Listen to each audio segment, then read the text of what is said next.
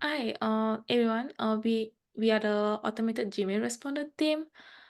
I am Pooja. I'm the team lead for this project, and this is this is the team that worked behind the project.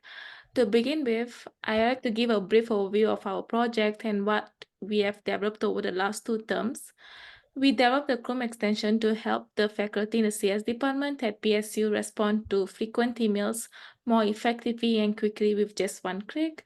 And our extension is also currently under review to be published on the Chrome store as unlisted, so only users with the extension link can access it. We will delve into the technical implementation details later on in the presentation. Now, I would like to hand it over to Anna, who will demonstrate all the features of the extension and how it works. Anna, over to you. Thank you, Pooja. So yeah, we're gonna do a quick demo. Just wanted to kind of give a heads up. This LLM is trained to answer questions for master's program as well as questions for students who are in the undergraduate program as well. So we will go ahead and click on the extension icon right in the draft or the email. Go ahead. And as you can see, you see the three dots in the text box that's indicating that it's thinking, and then it's going to just type everything out. Here, I want to also point out that we didn't address any of the Ella or her team members. And as you can see, it shows a little text box there, and it also gives us a check mark to show that it is finished generating the email. We can modify the prompt by going to the upper right of the screen where the extension is shown. And here we can train the LLM to respond the way we would like. We can respond with the correct signature for whoever's responding to their email. So here we're going to respond with Ella. We're going to go ahead and click on the extension within the text.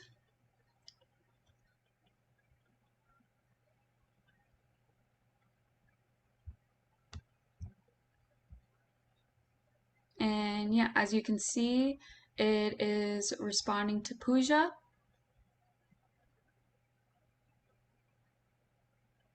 And the green check mark there, and Ella's signature is signed there.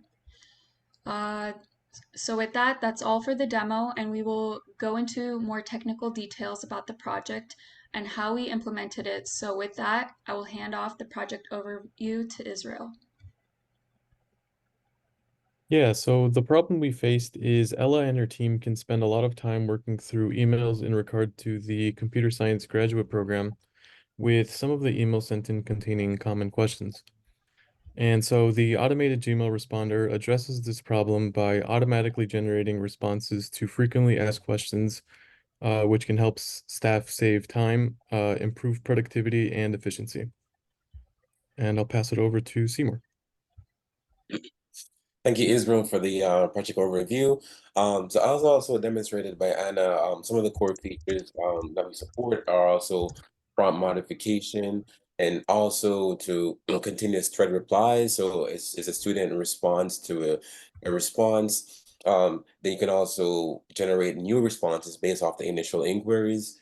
And also we also focus on like simplicity. So as you can see, we made sure to focus on the simplest design such that it's easy to use as far as usability goes. And on the next slide, I'll kind of like highlight also as Anna showed, after the response is generated, you get the check mark suggesting that it's done. And as you see that, we've maintained the perfect formatting and highlights for specific points within it with bullet points or stars as well.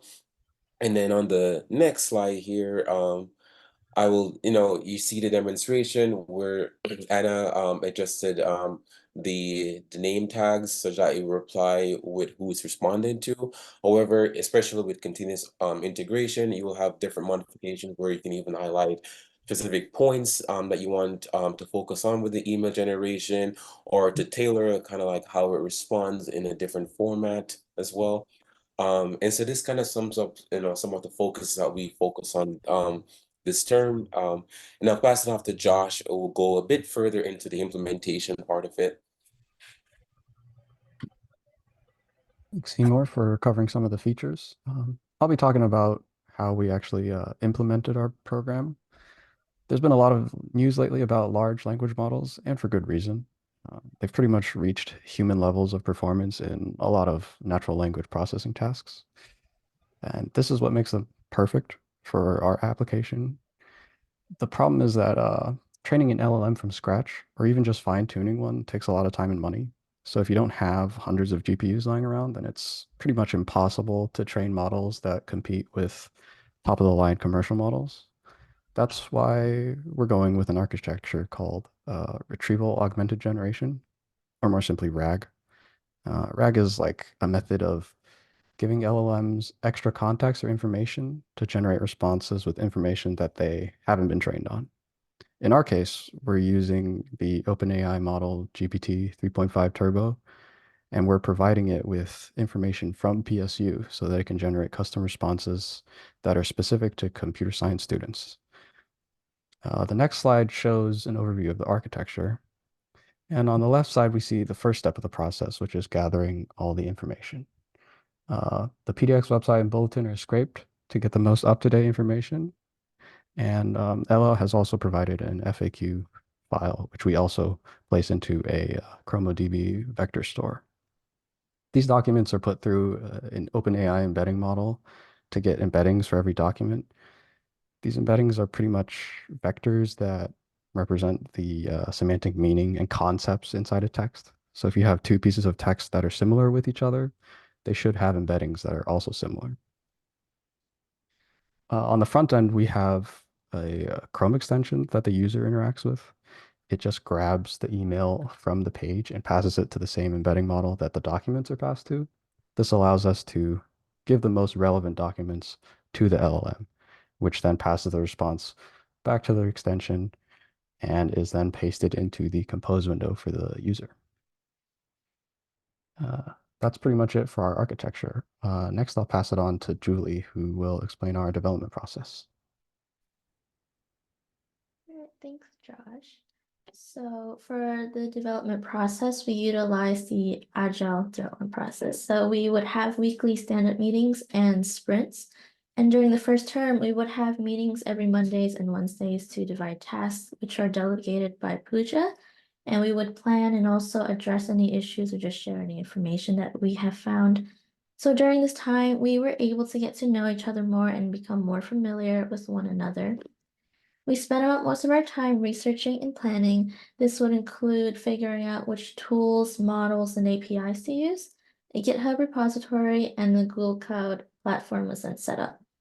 And after learning more about the project, Pooja, our team lead, decided to split the group into 3 teams, allowing everyone to choose their preferred team. The 3 teams were the front end, back end, and data. So during the second term, we maintained our weekly meetings, and each team were also responsible for communicating and meeting with each other to work on their assigned roles. It took about 2 to 3 weeks for each team to implement their assigned roles, but some time was allocated for refinement afterwards. And after each team implemented their assigned roles, we merged everything together, and every week everyone would come together to improve, test, and debug the code. For about 3 weeks, we constantly tested with the automated responses so we can ensure that the responses are accurate. The team and the sponsor occasionally met to gather feedback for further project improvement, and once all project requirements were met and everything functioned as intended, we deployed to the Google Cloud, which took about a week due to encountering some problems. But after successfully deploying to the cloud, we then proceeded to publish it as a Google Chrome extension. And with that, I'll now pass it on to Hilliard to go over the team roles. Thank you. Okay, this slide shows us the overall team roles that were developed for this project. Our front end was tasked with designing the Google extension and prompt manipulator and helped to connect this piece to the back end. Our back end was tasked with implementing the LLM and ensuring the best possible outcome received from the LLM. Backend is also responsible for ensuring the LLM data and front end are connected properly through the API. Data was tasked with gathering all relative data and chunking the data and storing the data into the vector database.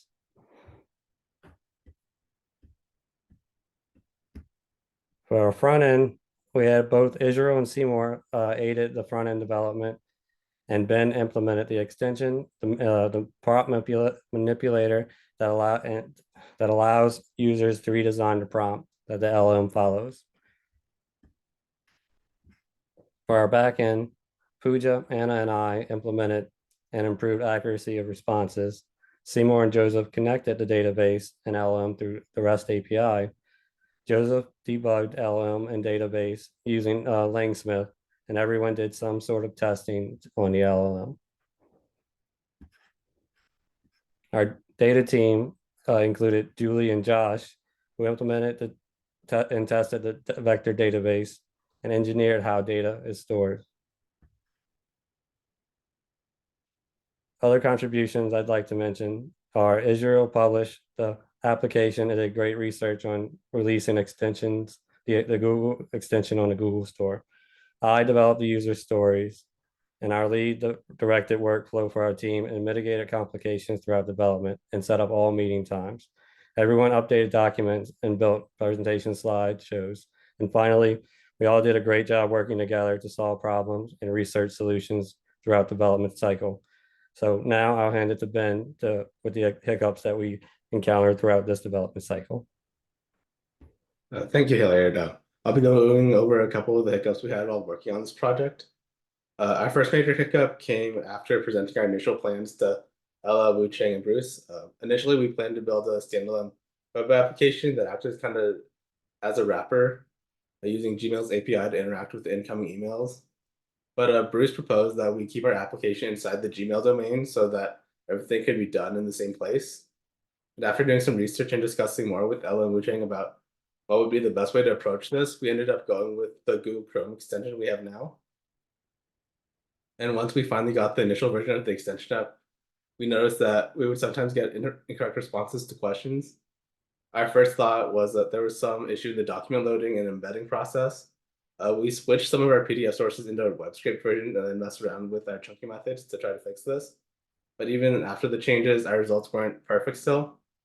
Later on, we started using Langsmith, which helped give us a better understanding of what was happening behind the scenes instead of it being a black box. With it, we found out most of our issues actually came from the generative model. But luckily, as the term went on, the various models were constantly being released to the public. We got to try GPT-3, 3.5, and 4, as well as Gemini 1, 1.5, and 2. And in the end, we found that our best results came from GPT 3.5 Turbo. And with that, we can move on to our sponsor feedback.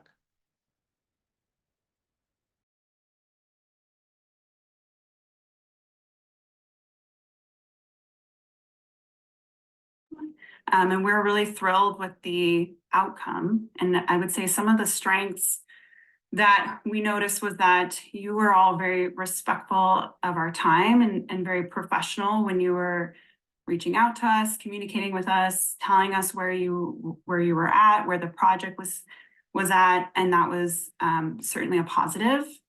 And you listened really carefully to what our needs were initially. And you were very focused in on those needs and making sure that those were met, and they were.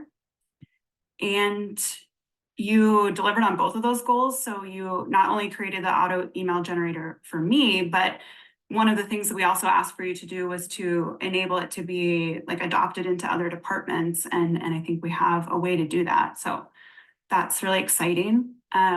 And we were really impressed with the way that the team handled feedback throughout this whole process. You never said no, but you said we'll look into it, and you did. And so there were a lot of iterative conversations like that, and that's a great skill coming out of this experience for you to have.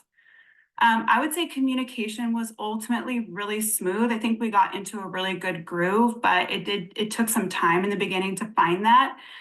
So sometimes Wusong would get an email or I would get an email, and luckily for us, we're close, our offices are close, so we could kind of corroborate. But I think we were trying to be mindful of our time and also trying to cut down our email. I mean, that's what this whole project was about. But I would say you can set those kind of expectations in an initial meeting and just say who wants to be on the communication, how should we go about it, and we'd be happy to tell you and help you with how we wanted to communicate.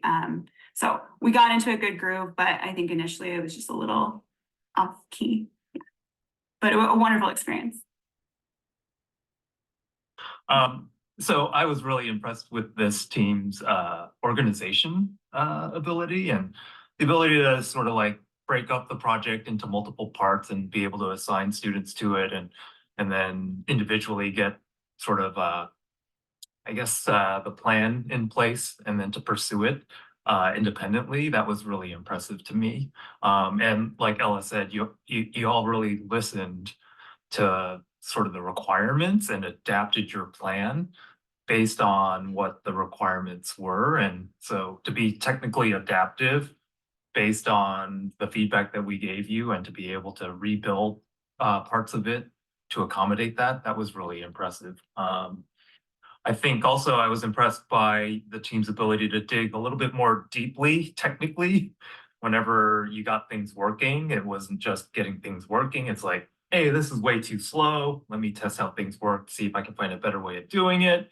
And then shifting gears when things didn't go as expected. And I guess your ability to work around certain limitations that you found, especially when it came to Gemini and some of the other the large limitations of the model. And I really appreciated that you hit all of the stretch goals. Anytime that we were like, oh, it would be great if we did this, that, or the other, you ended up going out and doing this, that, or the other. And so that was a pleasant surprise. So yeah, it was great work. Okay, moving on, we will have Joseph talk about the lessons learned, lessons that we learned throughout the project. Thank you, Pooja. And our project involved diving into several technologies that we were at first not familiar with. These new technologies taught us how to build a full-featured application. So we learned how to create a front-end UI through the Google Chrome extension. We learned how to work with LangChain specifically in creating a RAG LLM application. We learned how to connect the backend and frontend together through building a REST API. We learned to scrape websites for data. And finally, how to deploy a production-ready application to the cloud using Docker. The process taught us to become better at reading documentation. And we got to know which language models worked and what didn't work for our application. And the knowledge of these technologies will carry on with us beyond the scope of this project. Next, we learned about working together as a team. So we held meetings twice a week, initially in person. However, with 9 developers on our team, it wasn't always easy to accommodate everyone's schedules. So we adapted a hybrid schedule where one meeting would be online through Zoom while the other was in person. And this experience taught us the importance of communication and having a flexible work schedule. We also got to learn how to use source control better through GitHub. Finally, we learned to collaborate with our sponsors. So initially, neither we nor the sponsors had a clear idea of what the final product would look like. Through continuous discussions, feedback sessions, and iterative development, we slowly but surely refined our application. And this back and forth process was crucial in understanding their requirements and ensured our solution met their needs. Overall, the project was both a technical challenge and a remarkable learning experience in teamwork and client collaboration. And with that, I'll hand it over to Anna, who will talk about the next steps for this project. Thank you, Joseph. So Ella had mentioned before in some of our previous meetings, and just based off of the feedback video, that extending the usage of this extension to other departments at PSU would offer significant benefits. To enhance its utility and streamline processes, we could explore several advanced features. One such feature is enabling the automated email responder to save drafts for all incoming emails. This would allow Ella and her team to simply press send after a quick review rather than clicking into each email, clicking respond, then launching the extension, then editing and approving the response. This improvement would shift the focus to mostly editing and approving, significantly reducing the time and effort required to manage email responses. Additionally, right now, users need to go to GitHub to update documents. It would be far more efficient and user-friendly to enable document updates directly through the extension's UI. This enhancement would simplify the workflow and make the extension more accessible for all users. And for the fourth point, right now we are grabbing data from 3 different places, and that can be hard to maintain. Wu Chang recommended that instead of using a separate scraper to get data, just have it to point to a Drupal page, which is what PSU uses as their content management system to grab the data, and have a way to specify in the config file the URLs specific to Drupal, the ones that are specific to the bulletin, and the ones that are specific to PDF. Having the config file unify the URLs and the loaders to use on them would be great, rather than having each thing done in a separate configuration. By implementing these features, we could significantly broaden the impact and usability of our tool across various departments, promoting greater efficiency and collaboration within PSU. And with that, I will hand it off to Pooja to share the acknowledgements. Thank you, Anna, for the future development section of our project. I would like now to take this opportunity to acknowledge our sponsors, Wu Chang and Ayala, for their continuous support and guidance to the team. Wu Chang provided invaluable technical tips that ensure the success of the project, along with resources that significantly aided in the development and integration of the LLM. Ayala also offered prompt responses to our queries and regularly met with us to provide input on the UI, which was crucial for our progress. And I also extend my gratitude to Bruce for his constructive feedback throughout the project, which greatly contributed to its success.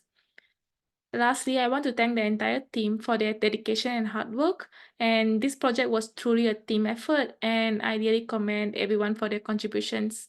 With that, we would conclude our presentation. Thank you so much.